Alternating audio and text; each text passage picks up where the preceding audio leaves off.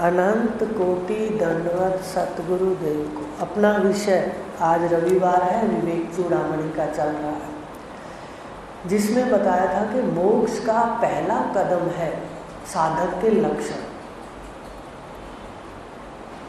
और फिर श्रवण करके आत्मज्ञान का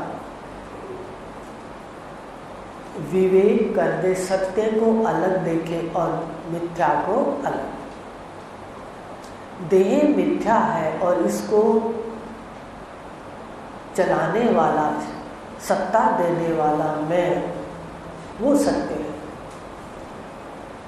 मैं ब्रह्म है, ये बाद की बात है। पहले जो दो हैं इनको भिन्न भिन्न करके प्रेम सत्य से हो, झूठ से प्रेम ना हो, ये ध्यान देना है। और फिर कहा कि श्रवण करता रहे, मनन करता रहे साधक, भगवान शंकराचार्य जी कह रहे हैं, और आत्म तत्व का ध्यान करें। ध्यान कैसे करोगे?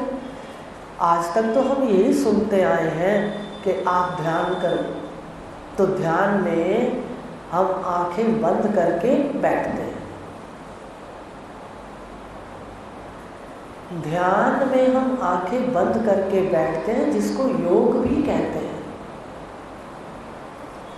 आंखें बंद करके हम अंदर जाते हैं,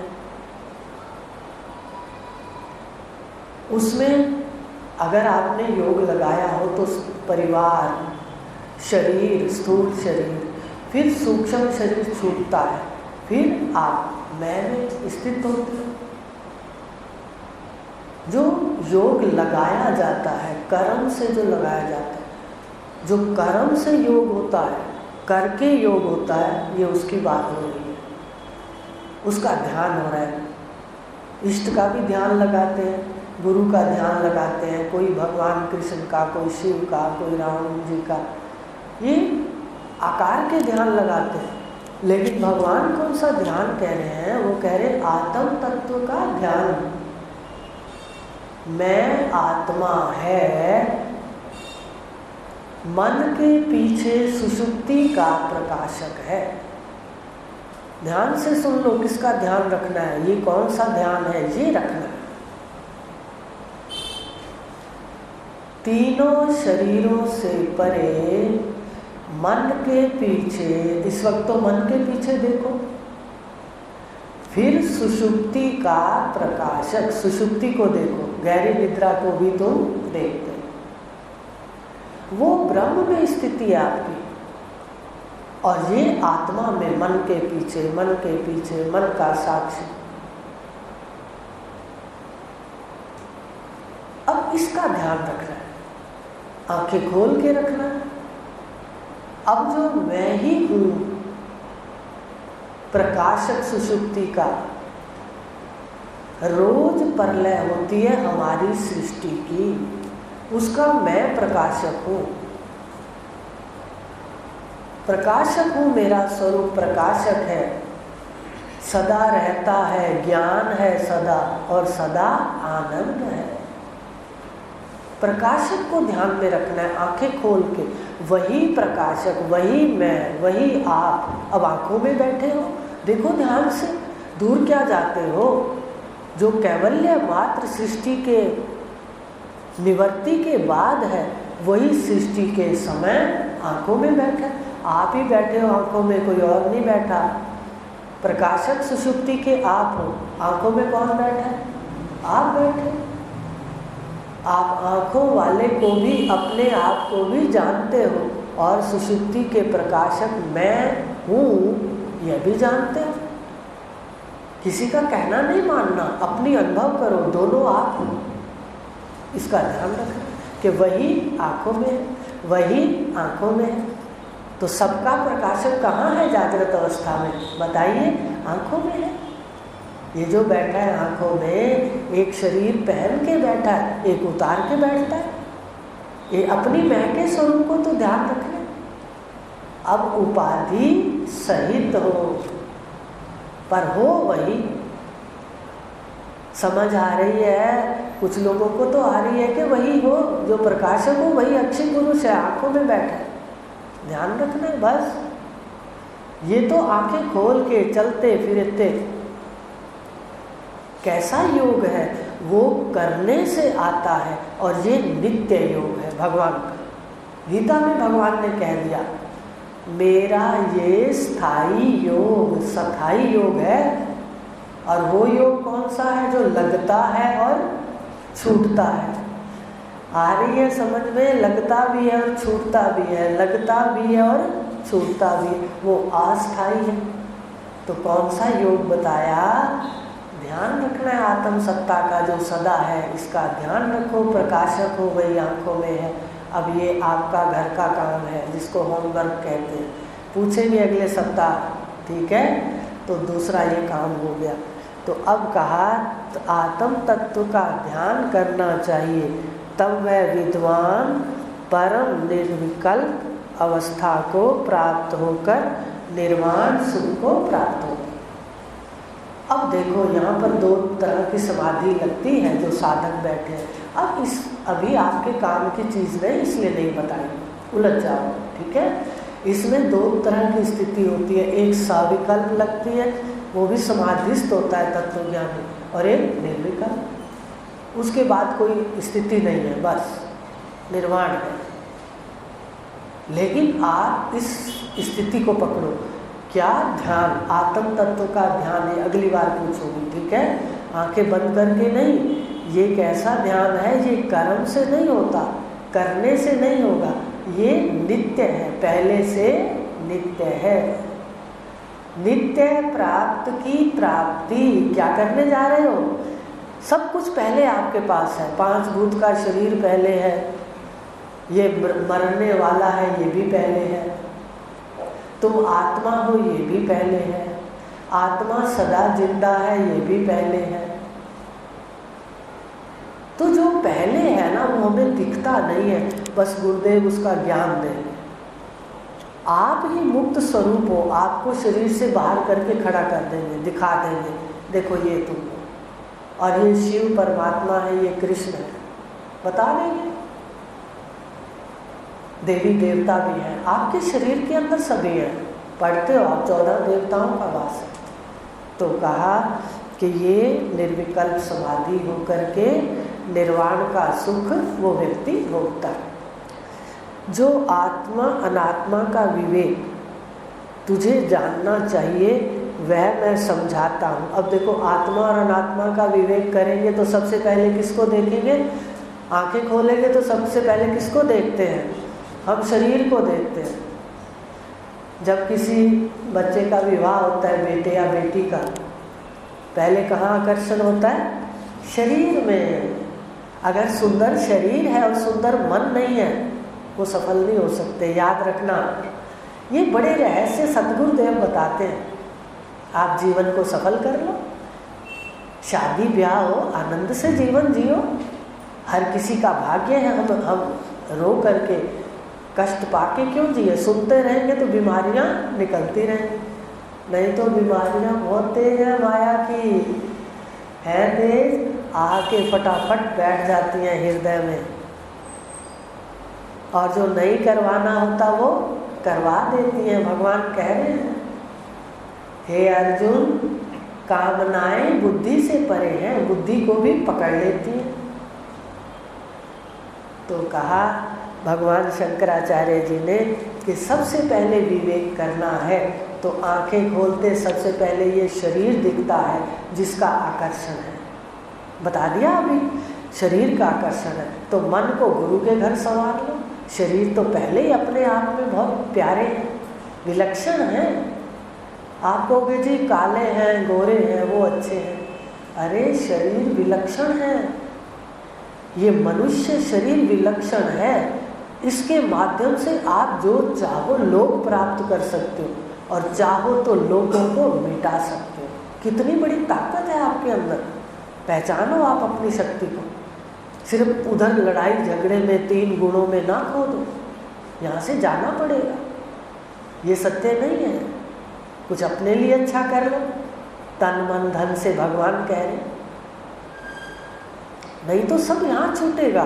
दूसरे आके आपने ताला लगाया, आपने फिक्स डिपॉजिट पर्चियाँ कर ली, दूसरे आके उसको और रख के बढ़ाना शुरू कर देंगे, वो भी ताला लगा देंगे। ऐसे किया है सबने, जो बुजुर्गों ने दिया और बढ़ाएंगे और बढ़ाएंगे, और कहते भी थे अज्ञान के अंदर बुजुर्गों का बढ़ाएंगे। अब आता है हर कोई अपने भाग्य से हो रहा है, हम कौन होते बढ़ाने वाले घटाने वाले।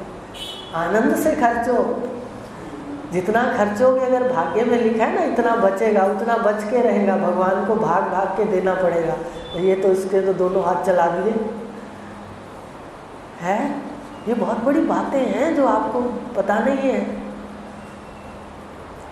हो सके जीवन यात्रा में अच्छा सुंदर कर जाओ, ये है इसका लाभ मनुष्य शरीर का। ये तो सारा यहाँ से मिला है, शरीर भी आए थे यहाँ से मिला है, जाएंगे तो शरीर भी यहाँ रह जाएगा। तो अच्छा कर जाए ना, मन वचन कर्म से। वाणी से सबसे ज़्यादा गलत करते हैं, बोलने में ध्यान देना चाहिए। तो कहा भगवान शंकराचार्य जी ने स्थूल शरीर सबसे पहले, क्या दिखेगा सबसे पहले विवेक में? स्थूल शरीर सामने जो है, ठीक है, अंदर वाला बाद में देखेंगे। वो सुंदर होना जरूरी है, पर वो कैसा होता है? अगर मनन करेंगे अज्ञान में तो हमारी भाषा में कहते थे कोढ़ी होता है। कोढ़ी माने बीमारियों से ग्रस्त होता है। काम, क्रोध, लोभ, मोह, अहंकार, मद, मत्सर, सबका अहंकार। छोटे छोटे नस का अहंकार, बाल बड़े हैं तो अहंकार, नाखून बड़े हैं तो अहंकार, रंग थोड़ा साफ है तो अहंकार, सारा ही कचरा मन के अंदर।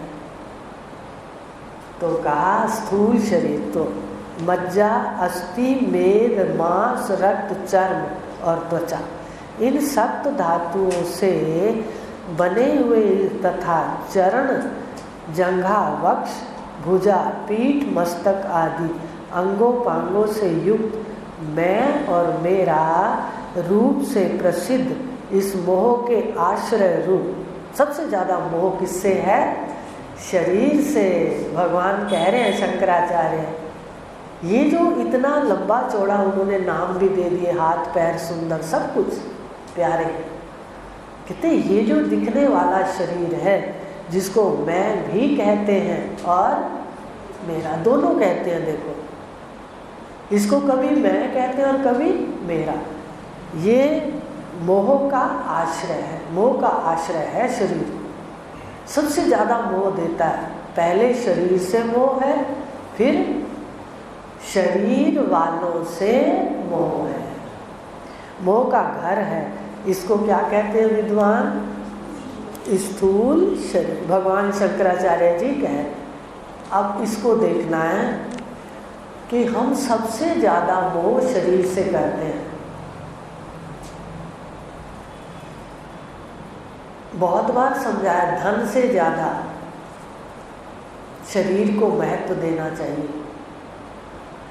शरीर विकारी है और धन पड़ा है, हम क्या करते हैं? धन पड़ा रहे, बचा रहे, शरीर जाता है जाने दे। तो शरीर अपने को जानने, सत्य के जानने के लिए है। धन प्रारब्ध में है तो आ जाएगा, फिर रुक जाएगा, साधना से भी इकट्ठा हो जाएगा। ये जो साधना करते हो ना यहाँ आने, और जो बताया है भगवान ने, मैं करता हूँ योग से, तो धन बढ़ता है। माया ये मुंह फेरता है तो परछाई इसके पीछे पीछे होती है माया। जीव जैसे परमात्मा की ओर मुंह करता है, महावाक्य शब्द की ओर मुंह करता है, वैसे माया इसके पीछे आना शुरू कर देती है धीरे धीरे। ये ना सोचो कौन आता है, कोई ना कोई आकर लाभ लाभ लाभ लाभ भला। आपको पहले भी बताया होगा, आप जिसको गणेश जी कहते हैं उसको स्वस्ति भी कहते हैं, जो अपन लिखा हुआ है अपने पास, घर में लगाया करो वो कैलेंडर। तो स्वस्ति का आकार बनता है, जानते हो, और बिंदियां बीच में लगती है 4 असंग, जानते हो। चारों पादों से जो असंग है, स्व अस्थि, वह अपनी अस्थि है, आत्मा है। उसके पुत्र कौन है?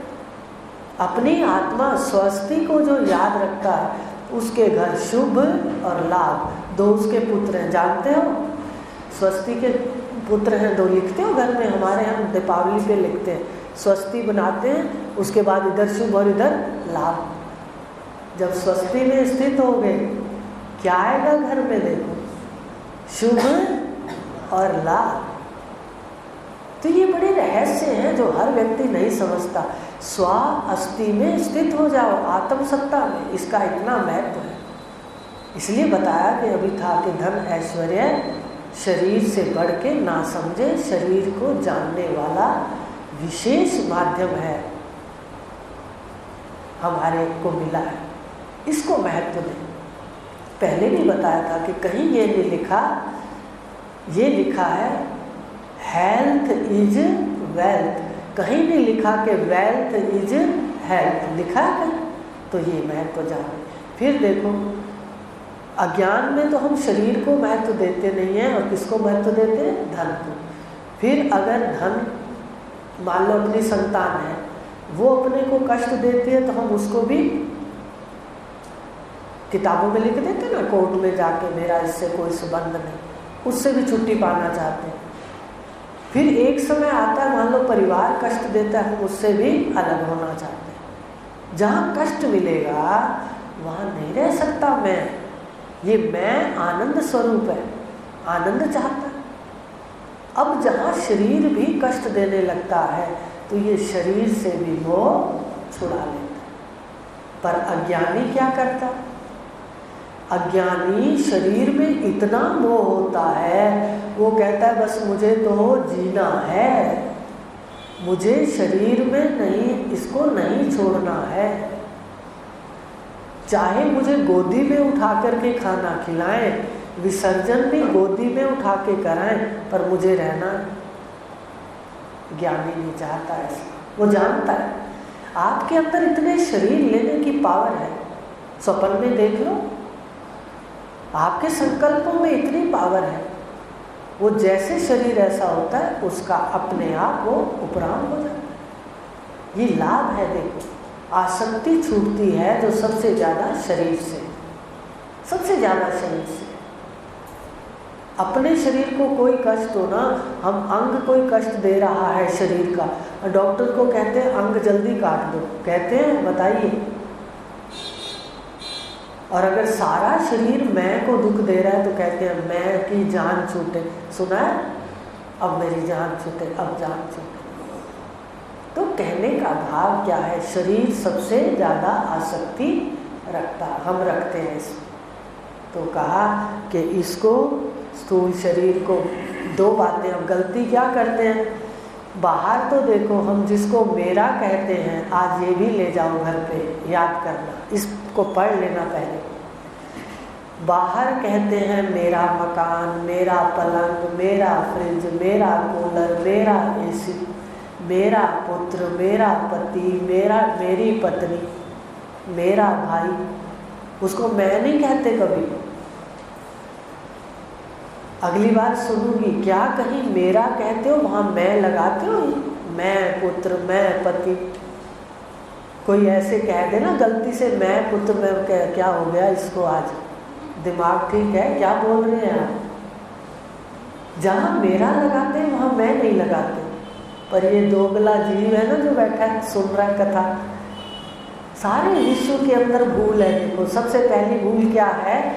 शरीर को मैं भी कहता है, और फिर कहता है मेरा, मेरे कान, मेरा हाथ, मेरा नाक है ये। अब जो मैं है इसमें मिल गई, मिली नहीं है। हमने सारी गलती कर ली भावों के अंदर, गलती सुधारना है बस। अब इसमें से मैं और मेरे को अलग करना है। या तो इसको मेरा कहो या मैं कहो, एक काम करो, सब मेरे को मैं से अलग करना है। अगली बार सुनूंगी कितनी चीज़ें मेरे में आती हैं और मैं में कितनी चीज़ें, मैं और मेरे को भिन्न भिन्न करना है। मैं भी कहते हैं शरीर को, और ये मेरा भी कहते हैं। बाहर वाली वस्तुओं को मैं कहते हैं तो मेरा नहीं कहते, और मेरा कहते हैं तो मैं। और दूसरा सूत्र है, मैं से मेरा सदा अलग है। मैं से मेरा सदा क्या होता है? अलग। मेरा पुत्र, मेरा भाई, मेरा मकान, सब मेरे से भिन्न। इसलिए दो का विवेक करके आना। ये भगवान शंकराचार्य जी बता रहे हैं, अगली बार लेंगे कि मैं और मेरे में फिर क्या क्या है, समझ आ जाएगी। सबसे पूछूंगी जो कुर्सी पर बैठे हैं, मैं और मेरा, ठीक है। शरीर में देखना किसके साथ मेरा लगाते हो, किसके साथ मैं लगाते हो। हरि ओम। ओम